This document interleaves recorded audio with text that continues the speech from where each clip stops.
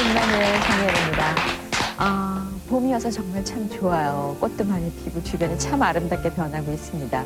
근데 올 봄에 유난히 그 황사로 인해서 많은 피해도 속출되고 있는데 황사 때문에 학교를 가지 못했던 한 아이가 근원지인 중국의 아이들을 염려했다는 그런 이야기를 들은 적이 있습니다. 그게 바로 나보다 남을 먼저 생각하는 마음이 아닐까 싶은데 오늘 목자의 향기에 모신 분 50년 가까이 목회를 해오시면서 정말 그런 생을 사신 분이라고 해요. 어떤 분인지 먼저 화면 통해서 만나보시죠. 대나무같이 곧은 인품으로 교회와 나라를 섬긴 장기천 감독. 시대의 물결 속에 적당히 융화되고자 했던 이들을 향해 목사는 사람이 아닌 하나님 뜻을 따르는 자란 말로 일침을 가했던 장기천 감독. 83년 갑작스러운 뇌종양으로 죽음의 고비를 넘긴 그는 다시 한번 자신의 인생을 헌신하리라 다짐했고 이후 더욱 활발하게 해외 선교와 북한 선교를 위해 노력하게 된다. 파란 트럭이 쌀과 옥수수 가루를 싣고 북으로 내달리던 첫날 그 모습이 유난히 뿌옇게 보였다던 그의 말에는 고위를 넘긴 지금도 북에 두고 온 어머니에 대한 그리움이 가득함을 알 수 있다. 누구보다 민족의 서름과 배고픔을 알기에 북쪽의 고통을 외면하지 못했던 그는 제3소학교와 장백교회를 통해 북한 선교의 결실을 맺게 되고 황폐한 인도네시아 땅에 하나님의 성전과 찬송가가 흐르게 만든다. 하루 24시간이 부족하기만 한 장기천 감독. 그의 20여 권이 넘는 저서 출간은 세간을 놀라게 하기에 충분했고 후손들을 위해 하루도 빠짐없이 써오고 있다는 일기는 애틋한 정 한 번 마음 편히 주지 못했던 자녀들을 향한 사랑을 담고 있다. 비록 은퇴는 했지만 나는 여전히 목사다라는 그의 단호함 속에서 한국 교회의 과거와 현재 그리고 미래가 보이는 것은 그에 대한 하나님의 사랑이 아닐까.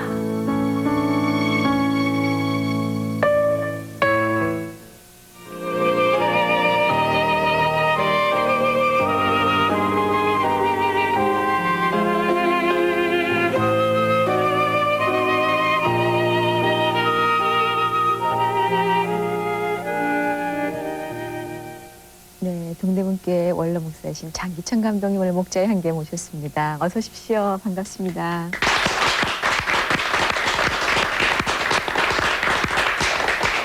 사실 은퇴를 하셨거든요. 예. 그래도 여전히 바쁘시고 연세는 저희가 대충 들어서 알고 있는데 뵙기에는 전혀 그렇지 않게 보이시고 요즘 어떻게 지내십니까? 살아간다는 것은 끊임없이 움직인다는 것을 뜻합니다. 그런데 목적 없이 왔다 갔다 하는 움직임이라는 것은 너무나 허망한 것이죠. 그러니까 어떤 목표를 정해놓고 움직이다 보니까 자연히 과거에 하던 일의 연장선상에서 일을 하게 되는 것이죠. 네. 여러 가지 많은 일을 하고 계시는데 특별히 그 통일 문제 쪽에 네, 일을 많이 그렇습니다. 하시죠? 네, 제가 북한에서 나온 난민 중에 한 사람이죠. 그러니까 자연히 헤어진 가족을 생각하고 또 고향을 생각하고 그리고 철이 드니까 민족이라는 이 큰 공동체를 생각할 때 이 나라가 사는 길은 모든 분야에서 안정을 회복하는 길은 먼저 무엇보다도 먼저 평화가 정착되고 통일이 이룩돼야만 민족의 공고한 번영이 약속된다 이렇게 믿고 있습니다. 그래서 저는 내 가족은 아직 찾아가 보지 않았지만은 북한에도 서너 번 다녀왔고 또 북한을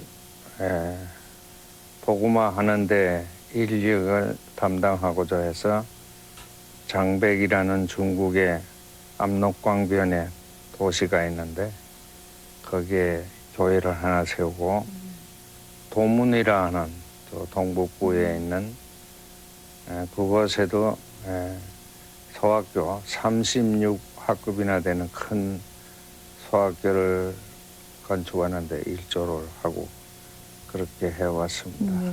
특별히 그 두고 온 가족도 생각이 다른 분들보다 더 많이 나시고 그럴 텐데 어떻게 혼자 네. 오셨어요? 그때는 유엔군이 우리 청진이라 함경북도 청진에 진주한 것은 사흘밖에 안 돼요. 그러니까 사흘 만에 유엔군 사령관이 한 50여쯤 피난을 하라 그랬어요. 그래서 50리쯤 나온다는 것이 삼천리 나왔죠. 부산.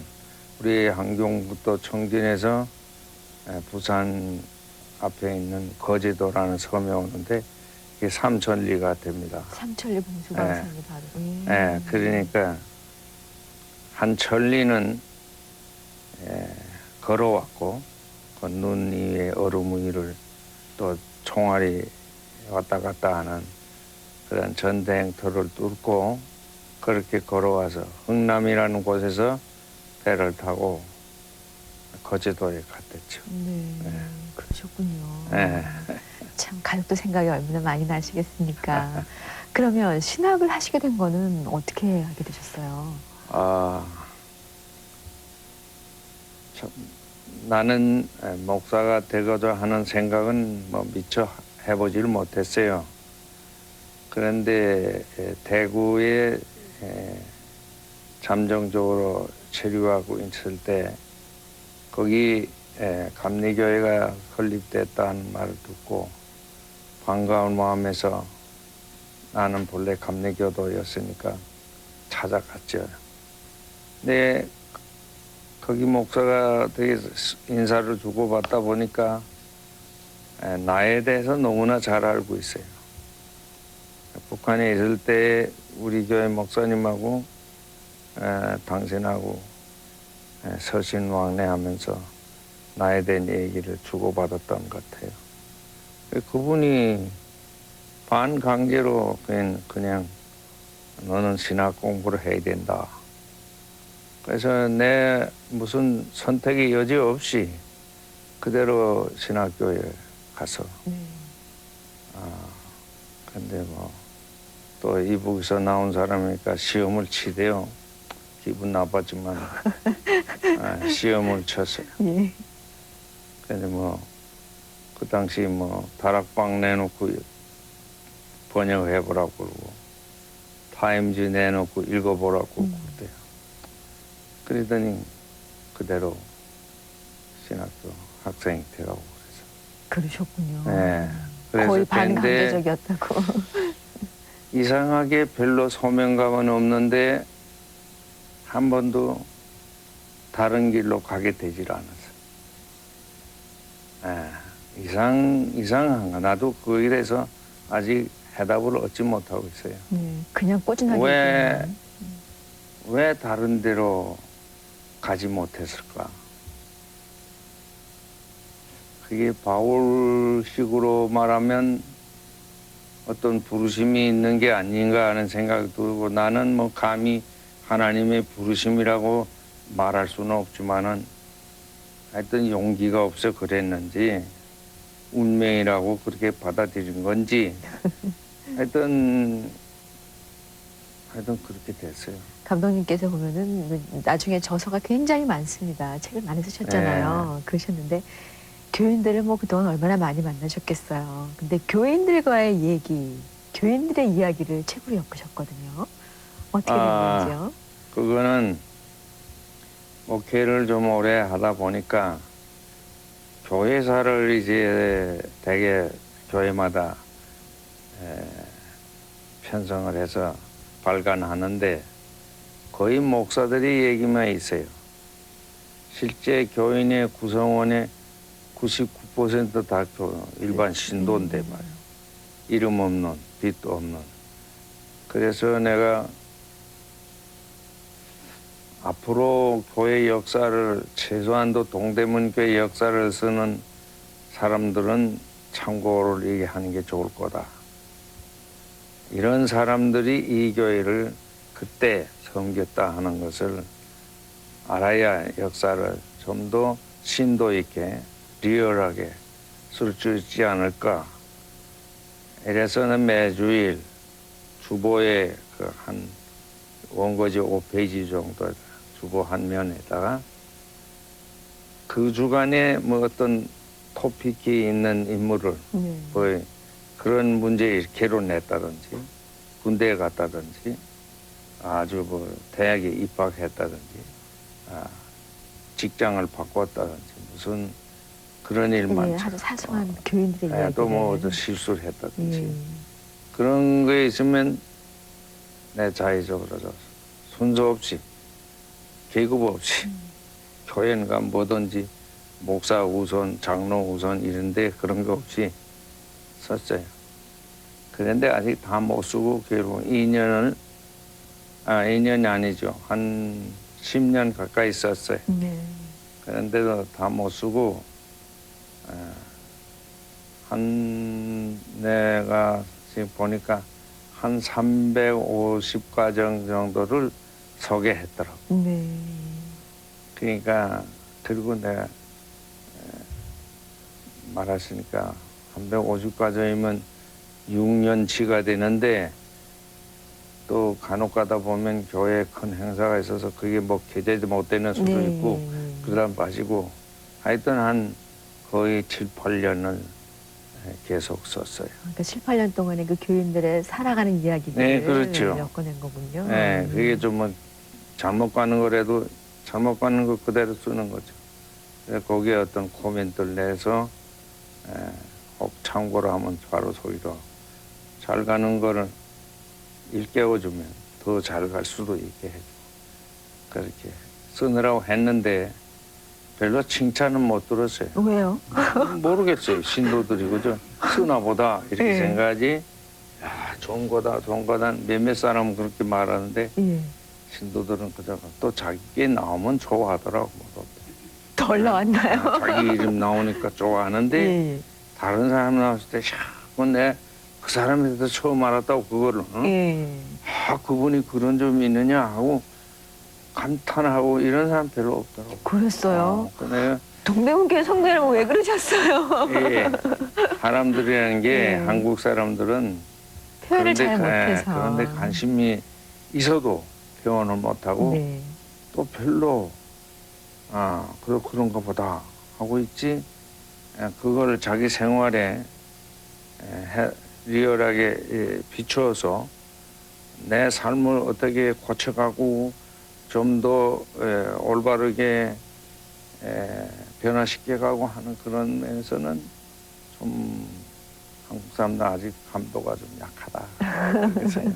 그래도 다른 교인들은 그 얘기를 별로 이제 다 안 하셨다고 하더라도 같이 얘기가 실렸던 그분들, 그 가정들은 또 얼마나 좋아하시고 힘이 되셨겠습니까? 우리들 얘기가 이렇게 항상 같이 얘기가 되어주는구나 그런 생각이 들었을 것 같아요. 그 책을 참 많이 쓰셨는데 처음에 쓰신 게 60년대 말이에요. 저 황혼에 쓴 낙서.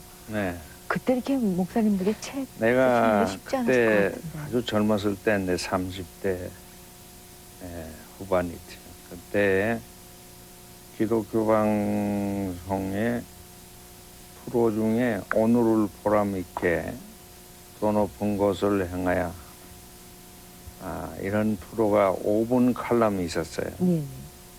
내가 아침 저녁으로 그 칼럼을 프로그램에 따라서 어떤 때는 매일 아침에 월요일부터 수요일까지 저녁에는 목요일부터 토요일까지 이렇게 쭉 방송을 했댔어요. 그런데 청취자 중에 한 분이 그걸 녹음을 해가지고 그래서 저 책을 제가 냈어요. 그건 정말 내가 계획하는 의도도 전혀 없고 그랬는데 그렇게 해서 제가 책을 내준 겁니다. 그래서 처음에 그래서 참 출간됐군요.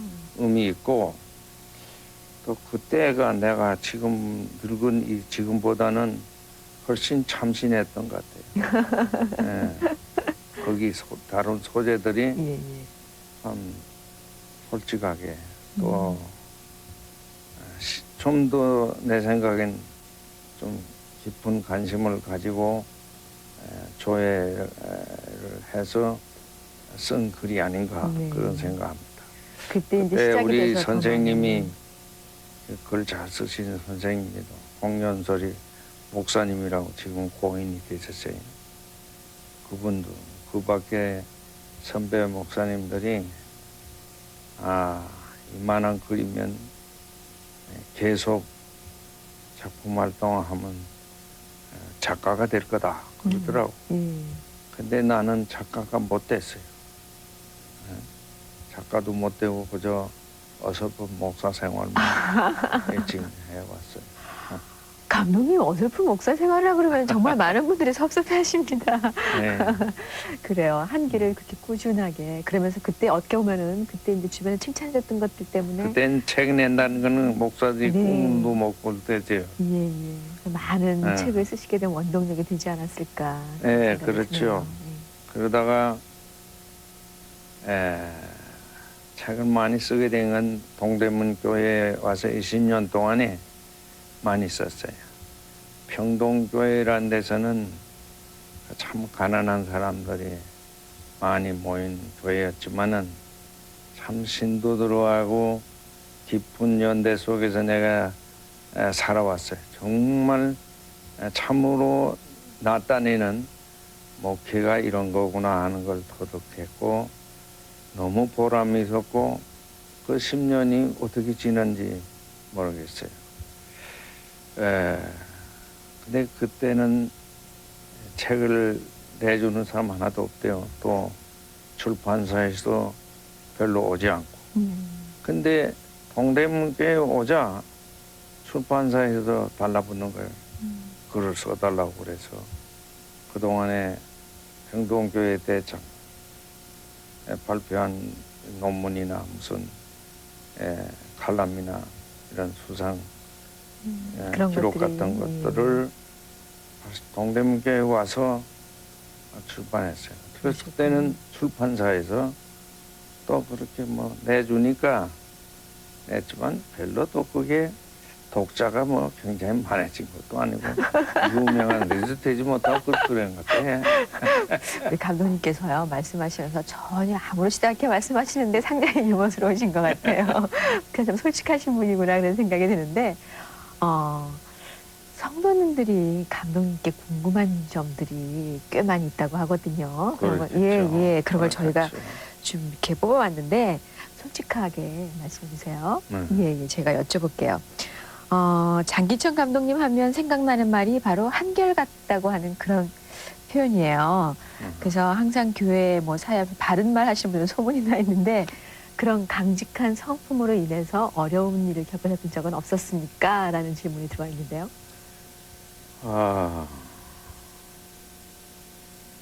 있지요. 왜 없겠어요?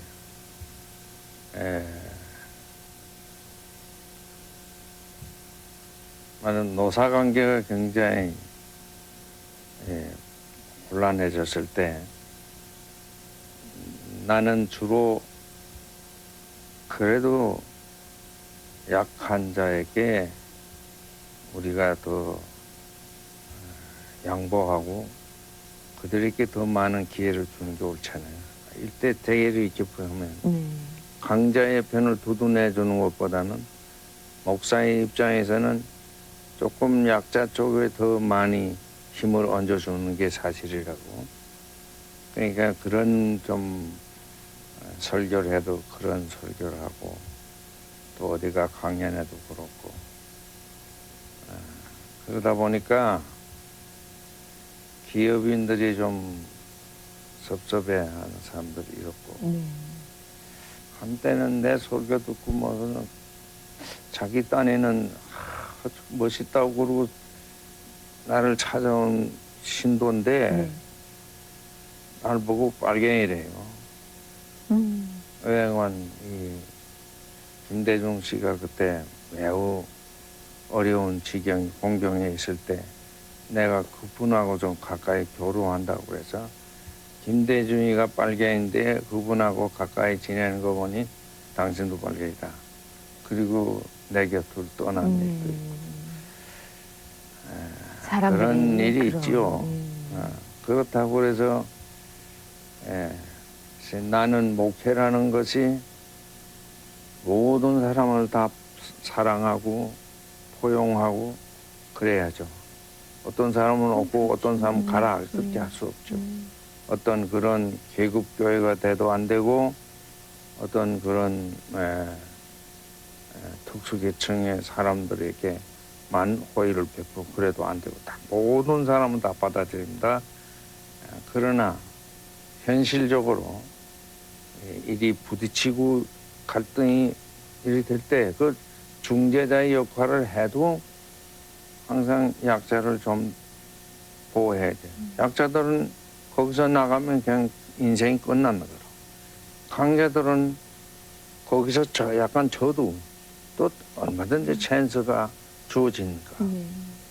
그렇게 하니까 좀 서운하게 생각한 사람이 있었겠지만 조금 싫은 소리를 들은 사람이 있어도 또 내 사람 때문에 잘 못나서 이렇게 사람을 잘 기분 좋게 하고 이렇게 어루만져주고 거기에 좀 모자래요 내가. 그래서 그런 이 성격적인 결함도 있고 해서 어려운 적이 있다. 있었다. 그렇죠. 네. 난 또 목회라는 건 딜이 아니야. 긍정하는 게 아니라고. 그러니까 내가 믿는 것이 잘못됐다면 내가 하나님 앞에 벌 받는 게고. 그러나 뭐 어쨌든지 벌을 내리시는 이는 하나님, 판단하시는 하나님이니까 나는 내 길을 간다. 사람이 보기에 좀 섭섭해도 할 수 없다. 알겠습니다. 자, 두 번째 질문입니다. 불쌍한 사람들을 만나면 사례비는 당연하고 당신의 지갑에 돈뿐 아니라 옷까지 벗어주고 오신다는데 사모님께서는 그렇다면 과연 어떻게 그 생활을 유지하셨는지 너무 궁금하다. 이런 질문이 또 많이 있었어요. 그런 얘기는 신도들에게 묻는 게 낫지 않나. 내가 뭐 자화자찬하는 것 같아서. 자찬하는 그런 시간이 돼야 됩니까? 하여튼 제가 좀 이따 성도님께는 여쭤볼게요. 그 살림은 어떻게 해요? 살림은 우리는 이제 나눠주면 항상 불기추하지 가면 또 뭐 그렇게 생긴다고. 뭐 그렇게 생겨요. 입을 것도 생기고 목사의 생활이라는 게 어떤 그런 틀의 공식에 따라서 1 플러스 1 이런 생활이 아니거든. 목사는 어떤 때에는 정말 가난한 사람처럼 먹는 문제에도 위협을 느낄 때도 있고 자네들이 교육을 시키는데도 좀 상당히 곤란을 느낄 때도 있죠. 그래도 다 그런 문제가 다 해결이 돼요. 풍족하진 않아도. 그러니까 목사라는 직업을 가지고 살면서 그런 문제가 그렇게 내 지내보니까 다 그렇게 되더라고. 그러니까 목사들이 너무 이 모든 것이 하나님의 것이라고 설교하는 사람으로서는 너무 내 것을 집착해서 살 필요는 없지 않느냐. 글쎄. 사모님께서 살림을 잘 하신 거네요, 그죠? 그 사람이 나보다 더 하지. 사모님께서는 더 많이 베푸셔서 또 풍족하게 채워주시는 주님을 함께 경험하고 계시는군요. 우리 집에 뭐 쌀 떨어진 날이 없어요. 떨어진 날이 없답니다. 그래도 그야말로 주님의 법칙대로 생활하는 사람들의 방법인 것 같습니다. 자, 오늘 동대문교회 원로 목사이신 장기찬 감독님 모시고 목자의 향기 보내드리고 있는데요. 성도님께 제일 좀 더 여쭤볼게요. 그걸 자주 네. 여쭤볼게요. 그 한민족 복지단 일 많이 하시잖아요. 네. 예, 예. 그 얘기도 조금 해주세요. 그건 내가 은퇴를 앞두고 한 1년 전에 우리 민족 소로돋기 운동에도 내가 관심을 기울였고, 그래서 거기서 같이 일하자 하는 그런 얘기도 있었어요. 은퇴하시면. 근데 어느 날 거기 사무총장하고 사업국장이라는 사람이 찾아왔어요. 일면식도 없는 사람이요.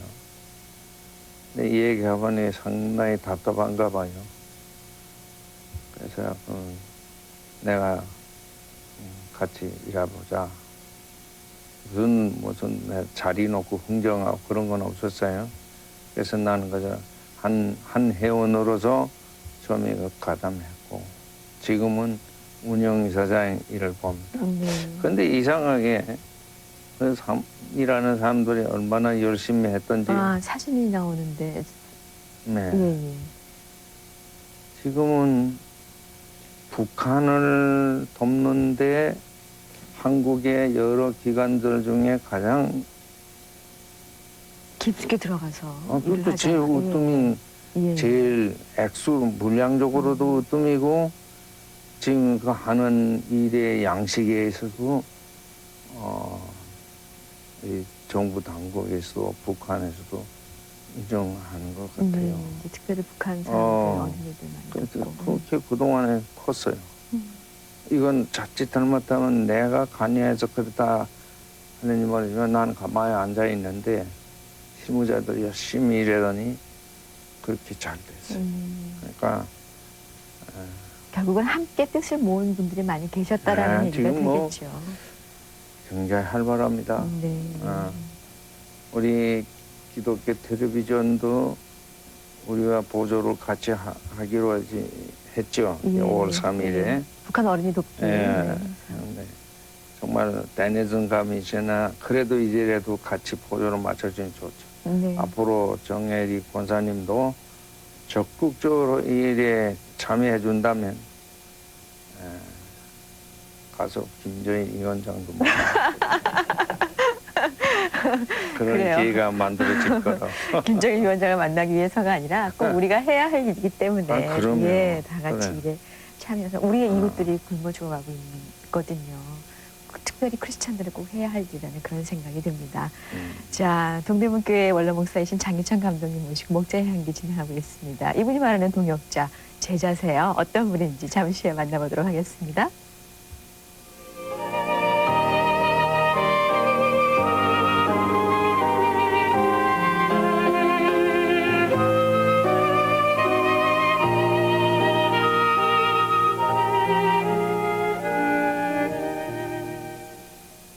네, 장기찬 감독님의 동역자 이정배 교수님 모셨습니다. 어서 오십시오. 네, 반갑습니다.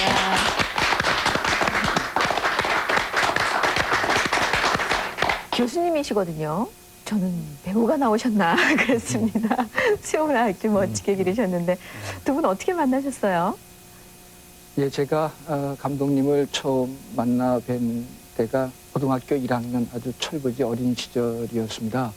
그때 감독님께서 인천에서 목회를 하시다가 평동교회로 지금의 제 나이보다도 훨씬 어린 나이로 어린 연세로 오셨는데 그때 고등학교 1학년인 저희들에게는 굉장히 태산 같은 큰 분으로 그렇게 보였고 또 그분의 지도 아래 또 그분의 영향 하에 그곳에서 고등부 생활을 하다가 결국 그 영향 하에서 감리교 신학대학 그분의 후배로 학교에 적을 두게 되었고 공부를 마치고 또 장기찬 감독님 밑에서 또 전도사 생활을 하면서 지금까지 오랜 기간 그분의 영향 속에서 지금껏 지내고 있습니다. 네.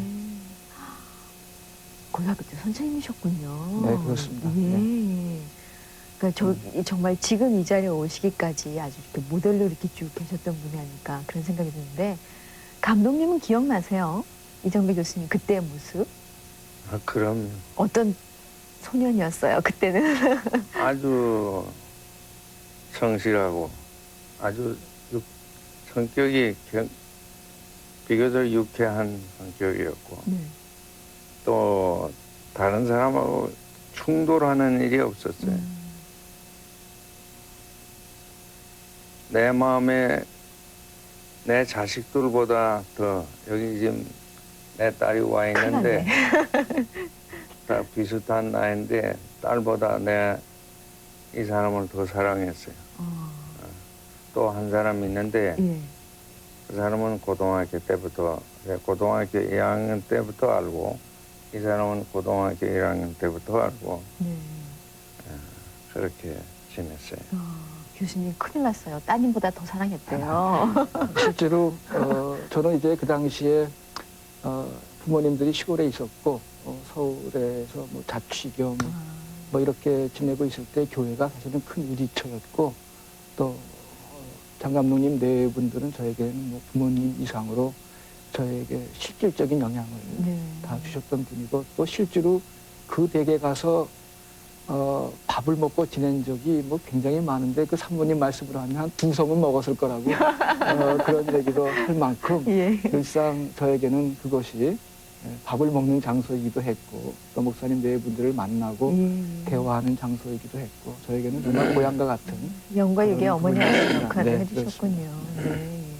그런데 우리 교수님께서 또 다시 유학을 갔다 오셨잖아요. 그 후로도 그런 만남이 계속 이어진 거네요. 예, 그렇습니다. 이제 감독님께서 저에게 가끔씩 이제 신년초 기도회 때나 여러 가지 때 이제 저를 위해서 기도를 많이 해주셨는데 지금도 저에게 때로는 무거운 멍해도 되면서 또 저를 지켜주는 귀한 말씀으로 남아 있는 게 뭐냐면 이제 바울이 디모데에게 해주셨던 말씀이 있습니다.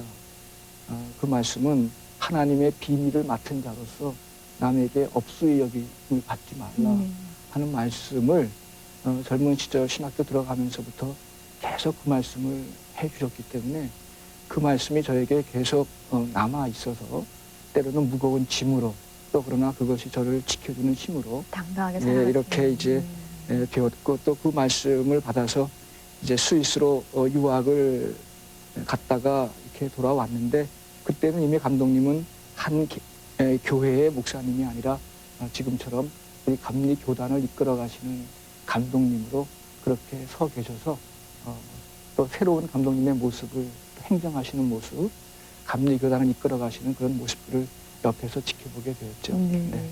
예전에 뵀던 감독님하고 지금 이제 더욱더 교수님 스스로가 이제 연세가 드시고 더 많이 아시고 그러고 나서 보신 감독님 어떤 것 같아요? 그래서 이제 오늘 여기서 감독님의 삶이 이게 한결같다라는 말이 여러 번 나왔는데 감독님의 사실 호가 한길이라고 하는 것이 이제 감독님의 호이십니다. 그래서 아마 그 호가 어떻게 생겼는지는 제가 잘 모르겠습니다만은 감독님께서 그만큼 이제 한길을 가셨기 때문에 삶의 어떤 굴곡이라든가 어떤 삶이 크나큰 단절이라든가 이런 것들을 제대로 느낄 수가 없고 그야말로 이제 꾸준하게 한 길을 걸어오신 분인데 일단 뭐 제가 어렸을 적에 감독님을 배웠을 때 일단 영혼이 맑고 크신 분이다 라고 하는 생각. 그래서 이분을 만나지 않았더라면 제가 신학을 분명히 전 공부를 하지 않았을 것입니다. 아마 그런 고백이 쉽게 나오리만큼 저에게 큰 영향을 주셨던 분이고 여전히 이제 감리교단의 큰 어른으로서 행정을 하시고 또 감리교단의 구석구석 그늘진 곳들을 돌보심에 있어서 평소 그분이 가지고 있던 그런 신학적인 신념, 하나님에 대한 신념 이런 것들이 이 감리교단을 이렇게 바르게 하고 이끌어가는데 크게 이렇게 기여하는 모습을 보면서 오히려 감독님에게 이런 감리교단을 맡기셨던 하나님에 대해서 다시 한번 감사드리는 마음으로 감독님의 그 공적인 삶을 한번 지켜보았던 적이 있습니다. 네. 감독님 얘기를 쭉 하시니까 좀 쑥스러우셨던 것 같아요. 헛기침 하고 하시는데 한길이라는 호는 어떻게 갖게 되셨어요, 감독님? 네? 호, 한길? 예. 나는 어렸을 때부터 뭐든지 초지일관이라는 그 글을 좋아했어요. 그래서 난 마음속으로 잘하거나 못하거나 이 목사의 길을 간다 하는 뜻으로 한 길이라 이래 호랬는데 그걸 발표하진 않았습니다. 네. 근데 감독이 된 뒤에 여러 곳에서 뭐 호가 뭐이냐 해서 자꾸 얘기하라고 그래서 얘기할 수밖에 없었는데 소문에 우리 선생님 김철선 선생님이 호가 한 길이라고 해서 나는 그걸 그만두려고 그랬어요. 그리고 내가 호가 그러면 두 번째로 내 고향이 함경북도 부령군 청암면입니다. 청암. 그러면 내 고향의 이름을 따서 청암이라 하랴 그랬어요. 했더니 또 우리 홍연솔 목사님, 우리 스승이죠. 정말 큰 스승인데 이분이 청암이야, 호가. 그 나는 호를 가질 자유도 없나 하는 생각이 들어서 저부터 김철선 선생이 그걸 알고 나는 집어칠 테니까 한길이라는 호를 그대로 쓰라. 그래서 내가 한길이 됐어요. 아, 그렇군요. 이 교수님 오늘 처음 하셨죠? 네, 처음 알았습니다. 네. 그래요. 정말 한 길을 가는 네. 바로 그 목회자의 길, 양면을 보살피는 그 길을 가시는 장기천 감독님 모시고 오늘 목자 향기 보내드리고 있습니다. 나의 동역자 이정배 교수님 나와주셨어요. 교수님 나와주셔서 정말 감사드립니다. 고맙습니다. 네, 고맙습니다. 고맙습니다. 자, 이제 드디어 교인들과 함께 얘기를 나눠보는 시간을 갖도록 하겠습니다. 그 오랜 시간 한교에 쭉 섬기셨기 때문에 교인들과 목사님들과 이런 여러 가지 얘기, 추억들이 참 많이 있을 것 같아요. 그때를 아십니까? 그때를 기억하냐는 얘기를 이제 교인들께서 여쭤보실 텐데요. 아, 어느 분께서 먼저 여쭤보실까요? 네, 아예 켜 있습니다. 그때가 기억나실런지 모르겠네요. 뭐 세월이 하도 긴 세월이 지나갔기 때문에 제가 감독님을 처음 뵌 것은 그 평동교회였습니다. 네. 그때가 정말 참 생생하게 기억이 나는데요. 저는 감독님이 늘 그런 말씀하세요. 이 사람은 무신론자다. 근데 사실은 무신론자는 아닌데요. 제가 신앙생활을 못하고 있었습니다. 제가 서울대학병원에 근무하고 있는데 감독님이 허리가 좀 좋지 않으셔가지고 좀 입원해서 검사를 좀 받았으면 좋겠다. 그런 얘기를 하기 때문에 이제 감독님을 그때 이제 입원해서 처음 만나 뵙게 됐어요. 제가 처음 그 감독님 뵙고서 받은 인상은 굉장히 좀 부지런하신 분이다 하는 이런 인상을 받았습니다. 근데 그 병실에서 흔히 보기 힘든 그런 그 모습인데 그 병실에 그 식탁 있지 않습니까? 식탁을 그 책상으로 펴 놓으시고 그 식탁을 책상으로 이용하시는 겁니다. 그래서 뭐 하루 종일 그냥 그 병실에 계시면서 뭐 원고를 쓰세요. 원고를 쓰시는데 글씨가 뭐 한 대문짝만 해요. 아주 큰 글씨로 그냥 걱적 이렇게 쓰시는데 굉장한 속필로 쓰시고 그래서 뭐 달필요 속필요해서 깜짝 놀랐어요. 근데 제가 이제 회진을 갈 때마다 원고를 쓰고 계십니다. 그게 굉장히 좀 인상적이었고. 뭘 그렇게 적으셨어요, 그때? 그때 그 적어놓은 것들이 책이 다 나왔죠. 항상 적으시는군요. 네. 이 동대문 교회에 와서 예. 책이 다 나왔어요. 예, 그때 기억나신대요. 네. 항상 적으셨던 게 기억이 나신다고 합니다. 예. 김일희 권사님이 정혜리입니다. 정혜리 예. 권사님이 예. 부르실 때 좀 예. 가슴이 뜨끔한 게 하나 있는데 네. 그렇게 다 남을 도와주고 다 주머니를 비시는데 어떻게 네. 가정을 가정을 이루어가느냐. 꾸며나가느냐 할 때 좀 가슴이 뜨끔한. 지금도 저는 무상으로 일주일에 한 두어 번씩 가서 먹고도 하고 자고도 하고 무상으로 그 집을 드나드는데 제가 아마 그 재정에 가장 축을 많이 내는 사람 중에 한 사람이기 때문에 거기 몇 섬입니까? 예. 예, 그래서 전 감독님 이제 한마디로 말씀드리면 제가 일생을 살면서 뭐 그렇게 많이 산 건 아니지만 일생을 살면서 장기천 감독님 같은 분을 만난 것이 전 큰 행운이다 그런 생각을 합니다. 전에는 우리 친구들이 늘 저는 교회는 열심히 나가는데 잘 못 믿는 것 같아서 친구가 유학 가면서 나한테 내가 꼭 조심할 게 있는데 목사 조심하라고 그러고 간 적이 있거든요. 그래서 목사님이면 좀 이렇게 경계를 하고 좀 피하고 그런 그 성격이 있었는데 감독님을 만나 뵙고는 그렇게 옆에 가고 싶어서 그냥 무조건 시간만 나면 쫓아가고 시간 나면 쫓아가고 그래서 지금은 정말 제가 형님이 한 분 계신데 그 형님보다도 훨씬 많이 접촉도 하고 그 형님보다도 훨씬 많이 그 정을 느끼고 그렇게 살면서 그 감독님의 그 좋은 모습들을 볼 때 저에게는 정말 그런 것이 굉장히 저한테 그 변화를 주고 해서 뭐 지금 뭐 죽을 때까지 이 감독님하고는 그런 관계는 뭐 전혀 변함이 없이 그렇게 잘 모시고 어떻게 해보려고 노력을 합니다만 어떻게 해보려고 하신대요. 그 관계를 정말 잘. 예, 사실은 예. 감독님이 저를 생각하는 건 정말 아까 말씀하신 대로 태산 같은데 저는 그거에 아주 하나도 미치질 못해요. 그러니까 항상 제 마음엔 그런 것들이 있거든요. 그래서 그 감독님의 모든 그 목회 방침이나 뭐 이런 것들을 너무너무 훌륭한 일들을 하고 그래서 저는 재정이 축이 나더라도 계속 붙어 다니시려고.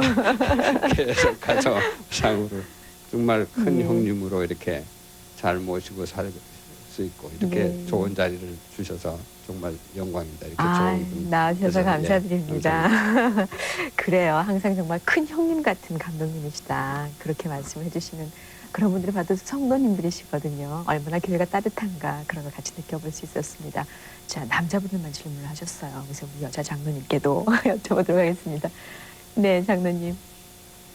마이크 조금 가깝게 써주세요.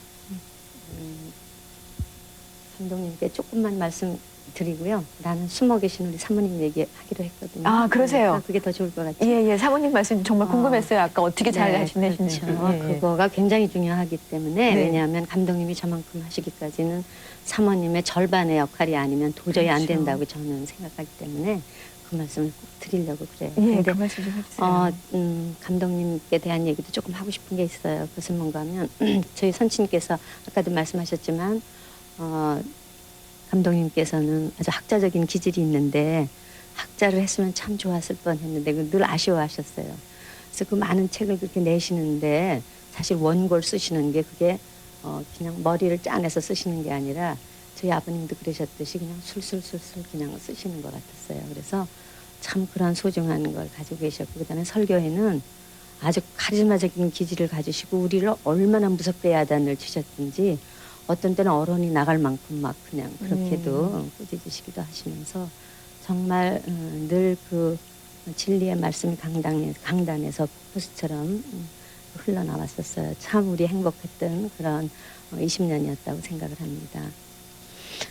그리고 사모님은 아까도 얘기하셨지만 수많은 사람을 대접하시느라고 늘 손에 물이 묻혀 있었어요. 그래서 숙진을 안고 사는 여인이에요. 손이 다 이렇게 헐어 계십니다.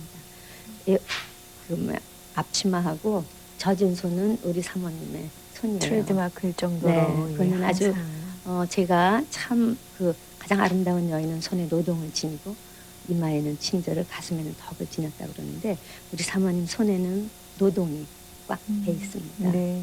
참 아름다운 모습이었고요. 또 하나 그분은 웃음이 특이해요. 그래서 뒤에서 한번 그분이 웃으면 우리 교회가 들썩들썩합니다. 그래서 사모님이 미국 가시고 안 계시면 좀 너무 쓸쓸했어요. 그럴 그래서 정도로. 내가 빨리 안 오시면 쳐들어갈 테니까 그런 줄 아시라고 네. 할 정도로 사모님은 늘 쾌활하게 아주 긍정적이고 그다음에 마음을 열어놓으셔서 모든 교인들을 다 이렇게 따뜻하게 이렇게 하시고 또 열정적이세요. 아주. 근데 속회를 가리킬 때는 목사님처럼 신방할 때는 전도사님처럼 그리고 복회 섰을 때는 철저한 마르다처럼 그렇게 살아주신 사모님이세요. 네. 그 사모님 안 계셨으면 우리 감독님 이렇게 훌륭한 자리에 계시지 못할 것이라고 저는 네. 그만하죠. 그렇습니다. 그래요. 그 정말 많은 사람들에게 사랑을 베푸시는 분들 얘기를 듣자면 한도 끝도 없는 것이 이렇게 또 아름다운 얘기들이 되지 않겠습니까? 특별히 따님이 같이 와주셨다는데 어떤 분이세요? 예, 아유 반갑습니다. 이제 뭐 시간 때문에 저희가 다 말씀을 나눌 수는 없을 것 같지만 어떻게 같이 생활하셨겠구나. 그리고 또 가족들은 사실 얼마나 많은 그런 지나오기까지는 힘든 시간들이 있었겠구나. 저희 짐작은 할 수 있습니다. 성도님 나와서 그 깊이 있는 얘기는 정말 감사드리고요. 감독님 어떠세요? 그 후배 목회자들에게 한 말씀 주신다면 어떤 말씀 주고 싶으세요? 목사는 첫걸음을 내걷으면 끝까지 가는 게 이게 옳은 길입니다. 여러 가지 유혹이 많겠지만은 그래도 이 일을 시작하게 하신 이는 하나님이시기 때문에 그대로 사로잡힌 자와 같이 그대로 크게 세속적인 차원에서 성공했든지 성공하지 못했든지 그런 거를 계산하면 안 돼요. 남에게 쳐줘도 나는 이 길을 간다. 이렇게 돼야 자기 나름대로 목회라는 게 뭐라는 걸 터득해서 터득한 대로 살아가서 열매를 거둘 수가 있는 것입니다. 한기를 주요. 그게 가장 중요하고 그다음에 나는 이렇게 생각합니다. 내가 목회하는데 표를 정해놓은 게 있어요. 일생 동안. 박씨 선린이라 그래. 많이 널리 베풀어서 선한 이웃이 된다 하는 것입니다. 그러니까 목사는 벌어서 긁어오는 사람이 아니고 이렇게 자꾸 나누어주는 목사는 어쨌든지 큰 사람이든지 작은 목사든지 간에 모범이 되잖아요. 아주 역사에 남든지 별로 이름 없이 지내든지 간에 삶의 모범이 돼야 신도들이 그걸 보고 자신의 삶에 그걸 트랜지스트 옮겨가서 자신이 생활을 해야죠. 그러면 보신도 하겠어요. 그러나 목사는 그 모범을 보여야 되잖아요. 설교라는 게 뭡니까? 내가 모범을 보일 수 있는 거 말하는 게 설교죠. 대선배 목사님께서 후배 목회자들에게 권면을 말씀 주셨는데 그게 뭐 단순히 목회자님뿐만 들으시라는 얘기는 아닌 것 같아요. 우리 성도님들도 같이 나눠야 할 얘기가 될 것 같습니다. 자, 오늘 목자의 향기 동대문교회 원로 목사이신 장기찬 감독님 모시고 얘기 나눠봤는데요. 지금까지 참 건강한 모습 너무너무 반갑고요. 앞으로 이후에 또 많은 활동 기대합니다. 감독님 그리고 성도님 나와주셔서 고맙습니다. 감사합니다.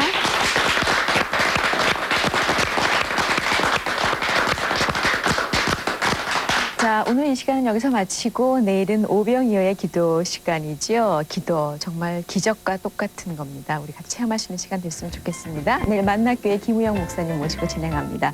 고맙습니다. 안녕히 계십시오.